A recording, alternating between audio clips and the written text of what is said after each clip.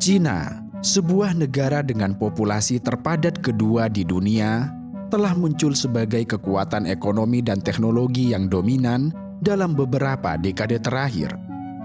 Meski sempat dihina dan diremehkan sebagai negara produsen produk murah dan tidak berkualitas, tetapi pertumbuhan ekonomi yang pesat dan kemajuan teknologinya yang luar biasa telah mengubah Cina sebagai pemain global yang dominan. Bahkan, kekuatan dan kemajuan negara ini telah membuat Amerika Serikat, negara paling maju di dunia, merasa tersaingi. Cina telah mengalami perubahan ekonomi yang luar biasa sejak dimulainya reformasi ekonomi pada akhir tahun 1970-an. Melalui kombinasi reformasi ekonomi, investasi asing, serta industrialisasi yang cepat, Cina telah menjadi pabrik dunia dan ekonomi terbesar kedua di dunia.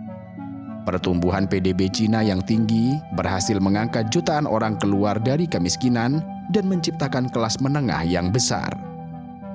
Kemudian, seiring dengan kemajuan ekonomi itu, Cina juga telah membuat langkah besar dalam bidang teknologi.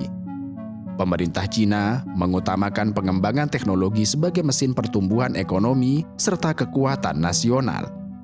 Investasi besar dalam riset dan pengembangan, serta kebijakan industri yang mendukung, telah mendorong inovasi di berbagai bidang, seperti kecerdasan buatan, energi terbarukan, dan bioteknologi.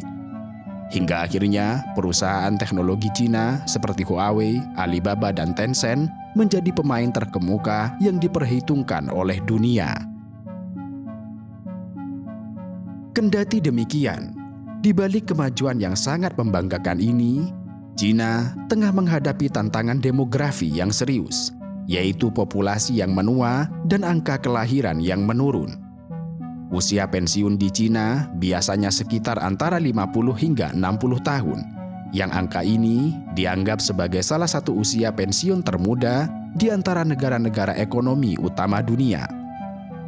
Tahun 2023, Cina memiliki sekitar 297 juta orang berusia 60 tahun atau lebih, yang angka ini lebih dari 1/5 populasinya. Pada tahun 2035, jumlah ini diperkirakan akan melampaui 400 juta jiwa, atau lebih dari 30% dari seluruh penduduk Cina.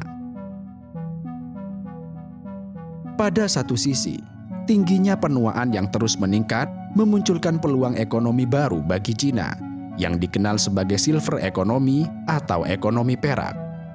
Sektor ini mencakup layanan dan produk yang dirancang untuk memenuhi kebutuhan orang dewasa yang lebih tua. Dengan prediksi pertumbuhan yang luar biasa, silver economy diperkirakan menjadi salah satu pilar utama perekonomian negara tersebut dalam beberapa dekade mendatang. Nilai sektor silver economy saat ini telah mencapai sekitar 7 triliun yuan atau sekitar 15 kuadriliun rupiah. Angka ini diperkirakan akan meningkat pesat menjadi 30 triliun yuan atau sekitar 60 kuadriliun rupiah pada tahun 2035. Pertumbuhan ini menunjukkan potensi besar yang dapat mendorong inovasi di berbagai sektor, termasuk teknologi, kesehatan, gaya hidup, serta perumahan. Meski memicu peluang ekonomi di satu sisi, tingginya angka penuaan dan penurunan populasi memiliki implikasi yang luar biasa bagi masa depan negara Cina. Salah satu dampak paling langsung dari penuaan populasi adalah penurunan angkatan kerja. Dengan semakin sedikitnya orang usia produktif yang memasuki pasar tenaga kerja, pertumbuhan ekonomi dapat terhambat secara pasti. Hal ini dapat menyebabkan kekurangan tenaga kerja pada beberapa sektor tertentu, terutama di industri manufaktur serta konstruksi padat karya. Angkatan kerja Cina pernah mencapai puncaknya pada tahun 2011 hingga tahun 2015 dan telah menurun sejak saat itu. Pada tahun 2022, angkatan kerja Cina berjumlah 788 juta orang, turun dari puncaknya sebesar 807 juta orang pada tahun 2015. Selain itu, penuaan dan penurunan populasi akan berdampak pada meningkatnya rasio ketergantungan, yaitu rasio antara penduduk non-usia produktif dengan penduduk usia produktif. Hal ini berarti bahwa semakin sedikit orang usia produktif yang harus menanggung beban ekonomi dari populasi yang semakin tua. Tekanan ini dapat dirasakan pada sistem jaminan sosial seperti pensiun dan perawatan kesehatan. Rasio ketergantungan usia tua di Cina meningkat dari 10,9% pada tahun 2010 menjadi 20,8% pada tahun 2020. Dan rasio ini diperkirakan akan mencapai 48,7% pada tahun 2050. Populasi yang menua juga akan mengubah pola konsumsi Cina. Lansia cenderung memiliki pengeluaran yang lebih rendah untuk barang-barang konsumsi, sementara pengeluaran untuk perawatan kesehatan dan layanan sosial meningkat. Kemudian, penuaan populasi juga akan menyebabkan penurunan investasi, karena perusahaan jelas enggan untuk berinvestasi di negara dengan pasar tenaga kerja yang menyusut dan prospek pertumbuhan ekonomi yang tidak pasti. Hal ini dapat dilihat misalnya dari pertumbuhan PDB Cina yang melambat dalam beberapa tahun terakhir. Pada tahun 2023, PDB Cina hanya tumbuh sebesar 3%, yang merupakan angka terendah dalam beberapa dekade terakhir. Cina berharap bahwa kemajuan teknologi dapat membantu mengatasi tantangan demografis ini. Robot dan otomatisasi dapat menggantikan pekerja yang menua di sektor manufaktur. Kecerdasan buatan dapat meningkatkan efisiensi di sektor perawatan kesehatan serta layanan sosial. Namun, teknologi juga dapat memperburuk ketidaksetaraan dan menciptakan pengangguran teknologi. Populasi yang menua jelas dapat menghambat inovasi serta kreativitas Cina. Karena itu, Cina perlu menarik dan mempertahankan talenta muda mereka untuk tetap kompetitif di panggung global. Tingginya angka penuaan dan penurunan populasi di negeri Cina tentu saja tidak muncul secara tiba-tiba. Perubahan demografis ini yang dipicu oleh kebijakan satu anak yang diterapkan pada akhir tahun 1970-an untuk mengendalikan pertumbuhan populasi yang melonjak. Kebijakan ini meskipun berhasil dalam menurunkan angka kelahiran, tetapi telah menimbulkan konsekuensi jangka panjang yang kini mengancam daya saing Cina di masa depan. Semuanya bermula dari kekhawatiran tentang pertumbuhan populasi yang tidak terkendali sejak awal berdirinya Republik Rakyat Cina pada tahun 1949. Pada tahun 1950-an, pemerintah mendorong keluarga berencana, tetapi dorongan ini tidak mendapatkan hasil yang maksimal. Lonjakan populasi pada tahun 1960-an dan 1970-an yang dikenal sebagai baby boom memicu kekhawatiran yang lebih besar tentang tekanan terhadap sumber daya serta pembangunan ekonomi. Karena itu, pada tahun 1979, Deng Xiaoping, pemimpin Cina saat itu, memperkenalkan kebijakan satu anak sebagai solusi drastis.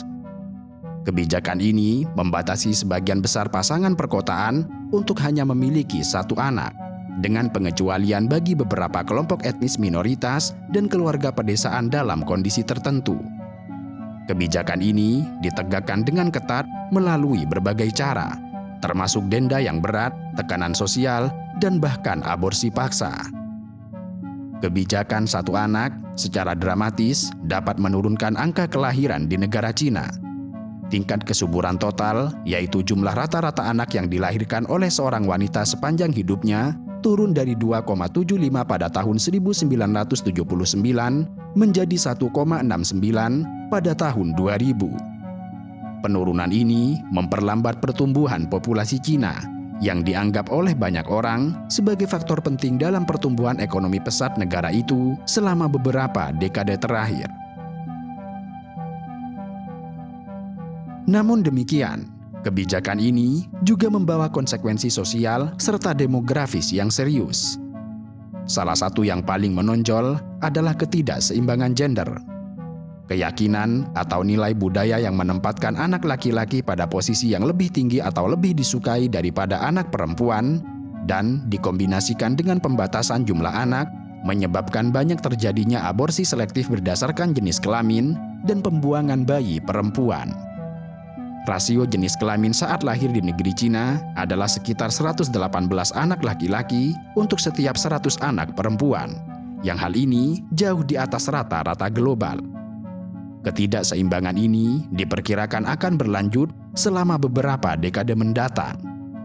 Dan sebagai akibatnya, Cina saat ini memiliki kelebihan laki-laki yang cukup signifikan, yang diperkirakan mencapai 30 hingga 40 juta jiwa. Ketidakseimbangan ini menimbulkan masalah sosial, seperti kesulitan bagi laki-laki dalam menemukan pasangan serta peningkatan perdagangan perempuan. Menyadari tantangan demografis yang dihadapi, pemerintah Cina telah mengambil langkah-langkah untuk membalikkan tren penurunan angka kelahiran. Pada tahun 2016 misalnya, kebijakan 1 anak digantikan oleh kebijakan 2 anak, yang memungkinkan semua pasangan untuk memiliki 2 anak. Pada tahun 2021, kebijakan tersebut dilonggarkan lebih lanjut, yang memungkinkan setiap pasangan untuk memiliki 3 anak. Akan tetapi, perubahan kebijakan ini sejauh ini belum berhasil meningkatkan angka kelahiran secara signifikan. Banyak pasangan muda enggan memiliki lebih banyak anak karena tingginya biaya membesarkan anak, terutama di kawasan perkotaan. Faktor-faktor lain seperti perubahan norma sosial dan meningkatnya partisipasi perempuan dalam angkatan kerja juga berkontribusi pada penurunan angka kelahiran. Menurut Biro Statistik Nasional Cina, angka kelahiran pada tahun 2021 mencapai titik terendah dalam beberapa dekade terakhir, dengan hanya 10,62 juta kelahiran. Tingkat kesuburan total turun menjadi 1,3 pada tahun 2020, jauh di bawah tingkat penggantian 2,1 yang diperlukan untuk mempertahankan populasi yang stabil. PBB memperkirakan bahwa populasi negara Cina akan mencapai puncaknya pada tahun 2030 dan kemudian mulai menurun. Pada tahun 2100, populasi Cina diperkirakan akan menyusut menjadi kurang dari 1 miliar dibandingkan dengan 1,4 miliar pada tahun 2020. Kemudian, sebuah studi oleh Bank Dunia memperkirakan bahwa penuaan populasi dapat mengurangi pertumbuhan PDB Cina sebesar 0,5 hingga 1 poin persentase per tahun antara tahun 2020 dan tahun 2050. Dengan populasi Cina yang diproyeksikan terus menurun, India muncul sebagai kandidat yang terkuat untuk mengambil alih posisi Cina. Jumlah dan tingkat pertumbuhan penduduk India saat ini lebih tinggi dari Cina.